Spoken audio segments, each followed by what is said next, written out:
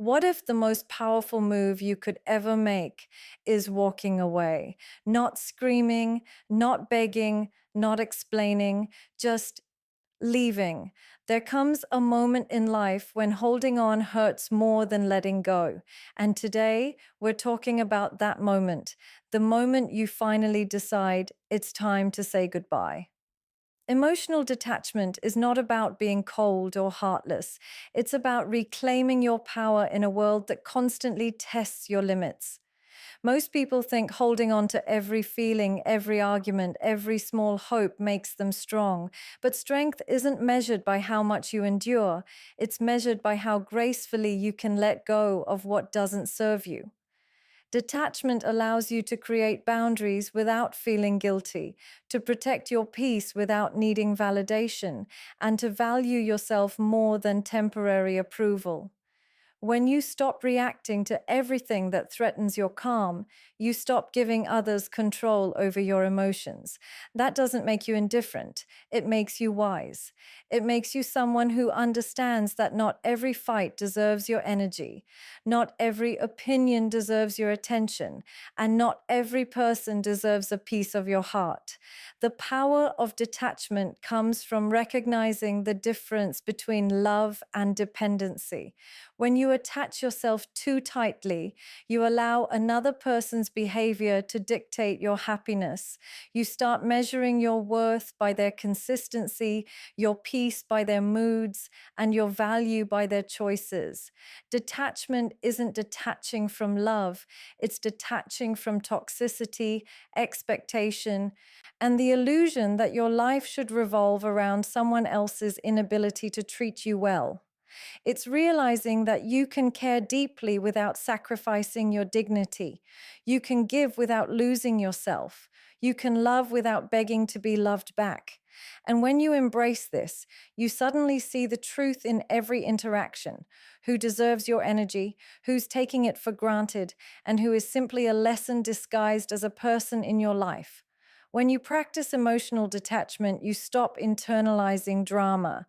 You stop replaying conversations that made you feel small or insignificant. You stop overthinking every text, every silence, every inconsistency. Detachment gives you clarity. It allows you to observe relationships objectively, to see patterns instead of excuses, to acknowledge behaviors instead of hoping they'll change overnight. And the most profound part is this: detachment doesn't numb you. It strengthens you. It reminds you that your heart is not fragile because you feel deeply. It's powerful because you know when to withdraw, when to step back, and when to preserve your energy for yourself. Emotional detachment is an act of self respect, a declaration that your peace is non negotiable and that your life is too valuable to be dictated by chaos disguised as love. Disrespect and inconsistency are often subtle at first, like small cracks in a foundation that seem harmless until the whole structure starts to wobble. At the beginning, you convince yourself that it's just a bad day, that people make mistakes, or that maybe you're overreacting. But over time, the pattern becomes clear. Respect is not conditional, and consistency is not optional when someone truly values you. If they claim to care, but their actions constantly contradict their words, it's not just an oversight, it's a reflection of where you stand in their priorities. Recognizing this doesn't make you cynical, it makes you awake. It makes you aware that your energy, your time, and your emotions are precious, and they deserve to be met with reciprocity. When someone repeatedly dismisses your feelings, ignores your boundaries, or treats your presence as optional, it's not your responsibility to rationalize their behavior or soften the blow. It's theirs to own and yours to acknowledge so you can make conscious choices about who remains in your life. Inconsistency can be particularly painful because it masks itself as love or friendship. One moment, someone may show you affection, attention, and warmth, and the next, they withdraw, forget, or prioritize everyone else over you. The mind tries to fill the gaps with hope, creating reasons why it's okay to accept half hearted attention. But accepting inconsistency teaches your heart that it's normal to settle for less than you deserve. True respect is unwavering. True care does not fluctuate based on convenience or mood. Recognizing disrespect is about seeing people as they are, not as you wish they would be. It's about understanding that repeated neglect, broken promises, and conditional love are not mere accidents. They are the honest reflection of how much someone values you, and no amount of patience or explanation can change that. Once you begin to recognize the signs of disrespect and inconsistency, something inside you shifts. You no longer excuse behavior that diminishes your worth. You no longer bend over backward to accommodate someone who wouldn't do the same for you.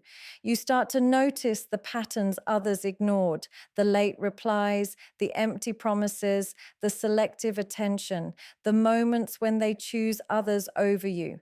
And as clarity grows, so does your strength. You begin to see that respect is not something to negotiate, and love is not something to beg for. Your time and energy are your most valuable resources, and consistently investing them in someone who cannot meet you halfway is the quietest form of self betrayal.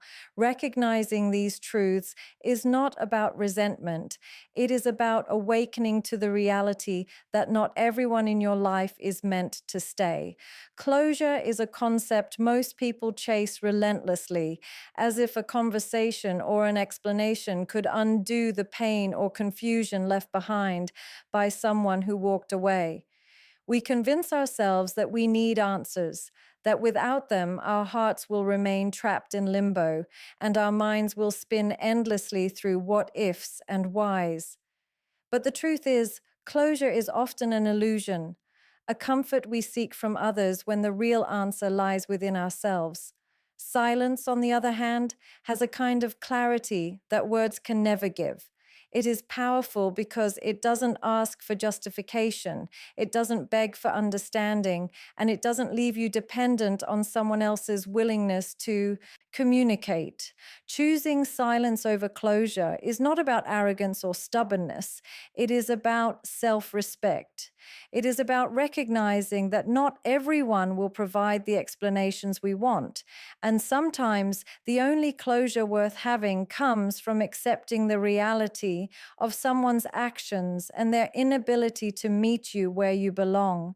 When you cling to closure, you place your emotional stability in someone else's hands.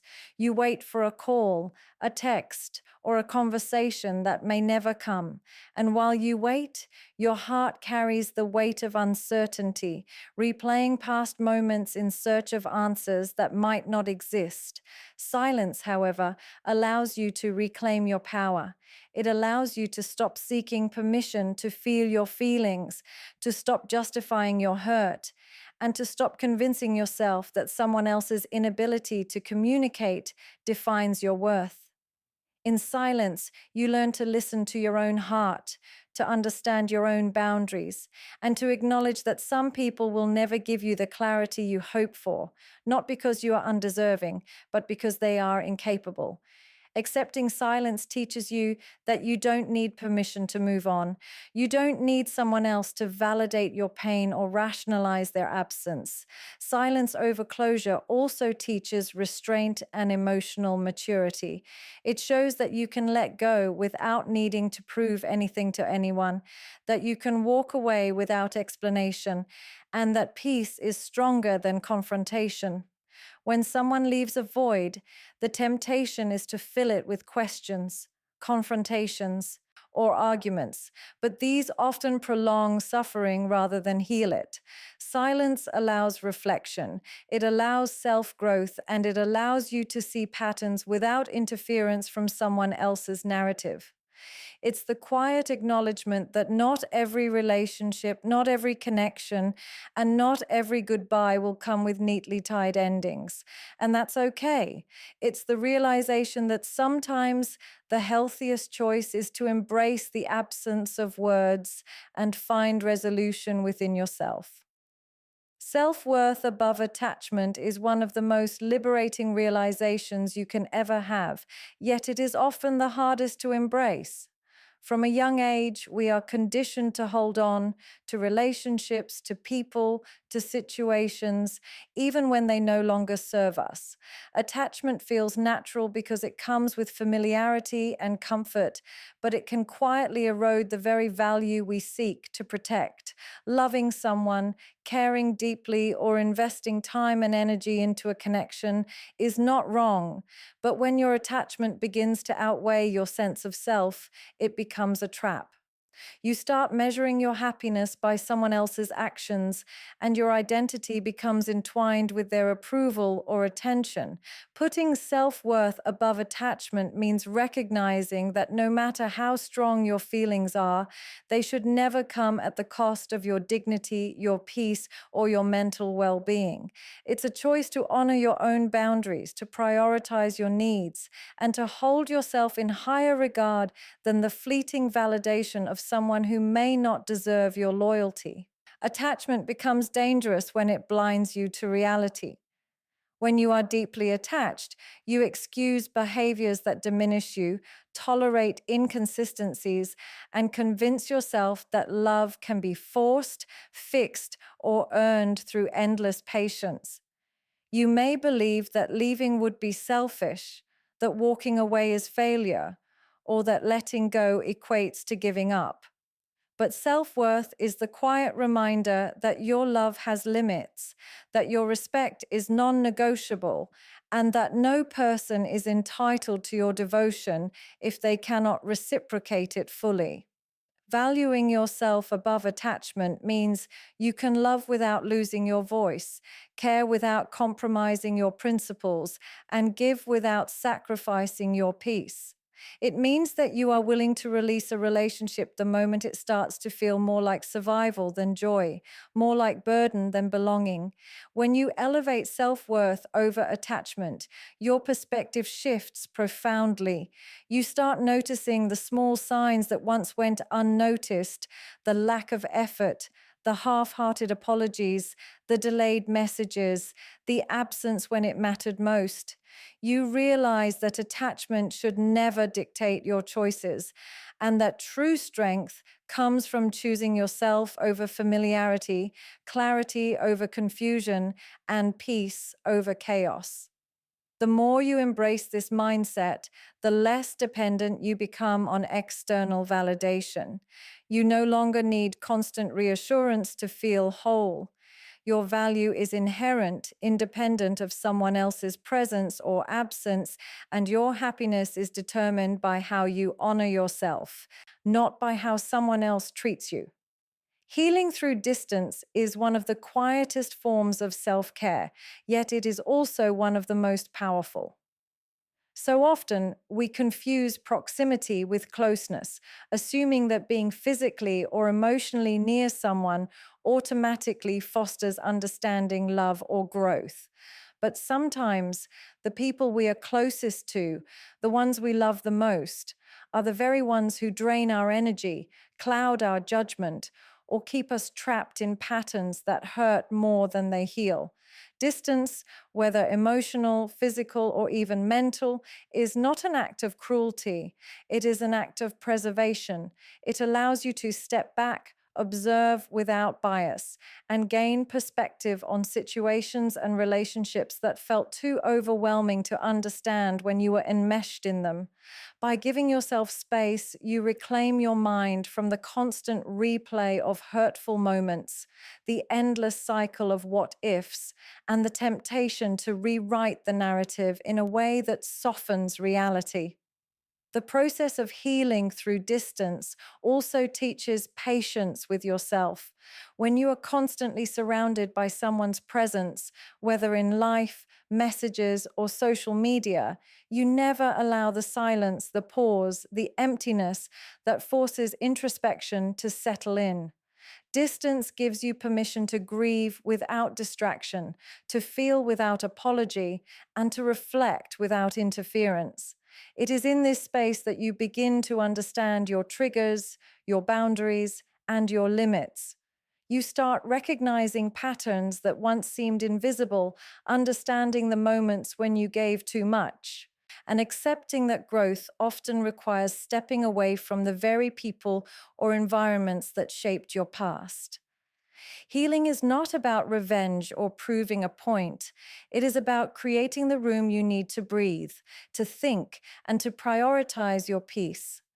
Distance also brings clarity that proximity rarely offers. When you remove yourself from the chaos, the manipulation, the inconsistency, and the unmet expectations, you see the truth that was hidden in plain sight.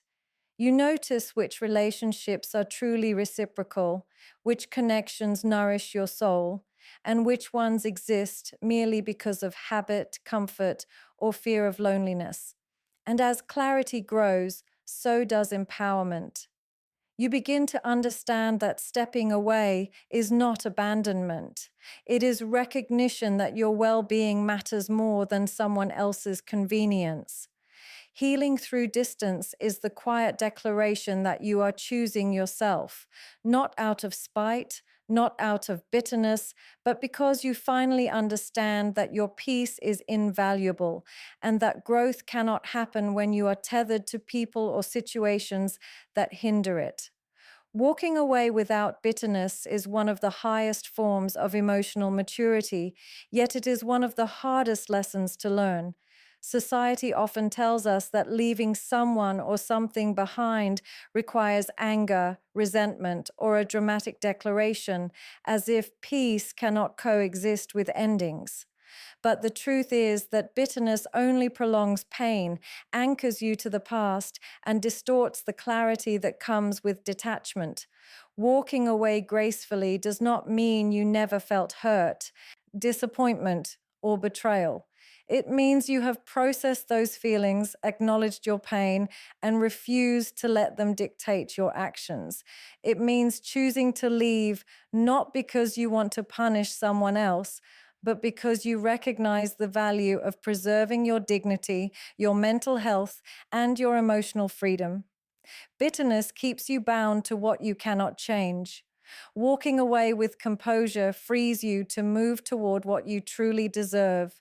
When you walk away without bitterness, you learn to see relationships and experiences objectively. You no longer cling to every word, every memory, or every hope for change. You recognize patterns for what they are and accept reality as it is, not as you wish it to be. You stop internalizing others' failures, misunderstandings, and inability to meet you halfway. There is no need for vindication, no desire to explain yourself, and no urge to revisit every argument. You understand that holding on to resentment only keeps you small, tethered to someone else's shortcomings, and distracted from your own growth. Emotional detachment in this context is not coldness, it is clarity. It is the strength to acknowledge your worth, honor your journey, and step away quietly without needing approval or validation. Walking away without bitterness also cultivates resilience and self respect. It shows that you can leave situations, people, or habits that no longer serve you without being defined by them. It teaches that closure is internal, not external, and that peace is a choice rather than a consequence. You begin to understand that anger and resentment are heavy burdens that prevent you from embracing new opportunities, new connections, and new versions of yourself. By choosing calm over conflict, you preserve your energy for growth, self love, and meaningful experiences. You learn that leaving gracefully is not weakness. It is one of the strongest statements of self awareness and self prioritization you can make. Walking away without bitterness does not erase the memories, nor does it negate the lessons, but it ensures that you carry them lightly. It allows you to move forward with intention, without fear, and without carrying the toxicity of someone else's inability to value you. The act of leaving becomes a declaration of your commitment to yourself, a quiet acknowledgement that your peace is priceless, and a reminder that life is too short to be spent holding grudges, replaying old hurts, or trying to force what was never meant to be. And so, after all the pain, all the confusion, all the moments you questioned your worth, the lesson becomes clear.